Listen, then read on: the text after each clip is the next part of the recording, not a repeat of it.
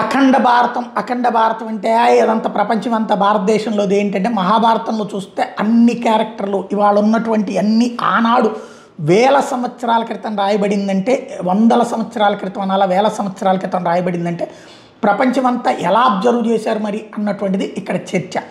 అది పుక్కిట పురాణాలని విమర్శించే వాళ్ళు సైతం అర్థం చేసుకోవాల్సినటువంటి సైన్స్. అందులో ప్రపంచంలో ఉన్న అన్ని లక్షణాలు వాళ్ళు ఆఫ్ఘనిస్తాన్ లక్షణాలు ఉన్నాయి, ఇరాన్ లక్షణాలు ఉన్నాయి, ఇరాక్ లక్షణాలు ఉన్నాయి, యుద్ధంలో పార్టిసిపేట్ చేసినటువంటి వాళ్ళకి సంబంధించి.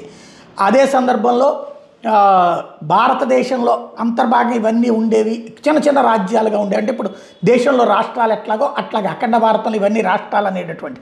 సరే, అది నమ్మేవాళ్ళు ఉన్నారు, నమ్మని వాళ్ళు ఉన్నారు. అయితే సింగపూర్ అసలు పేరు సింగపురా. ఈ పేరు సంస్కృత భాష నుండి వచ్చింది. ఒకప్పుడు సింగపూర్ కూడా భారత్లో అంతర్భాగమే. 1867 వరకు భారత్లోని కలకత్తా నుండినే సింగపూర్ని పరిపాలించేవాళ్ళు. ఈ మాట అంటే ఏ బత్తాయిగాళ్ళు అంటున్నారు, కమలాయిగాళ్ళు అంటున్నారు, లేకపోతే జాతీయవాదులు మాట్లాడుతున్నారు, ఇదంతా అజ్ఞానులు అని మాట్లాడే మూర్ఖులు ఉంటారు. కానీ ఇది భారతీయులు ఎవరని లేదు. సింగపూర్ మాజీ ఉప ప్రధాని టియో చీ హిన్ ఈ వ్యాఖ్యలు చేశారు. కాబట్టి ఇప్పుడు ఎవరు మూర్ఖులో అర్థం చేసుకోవాల్సి ఉంది.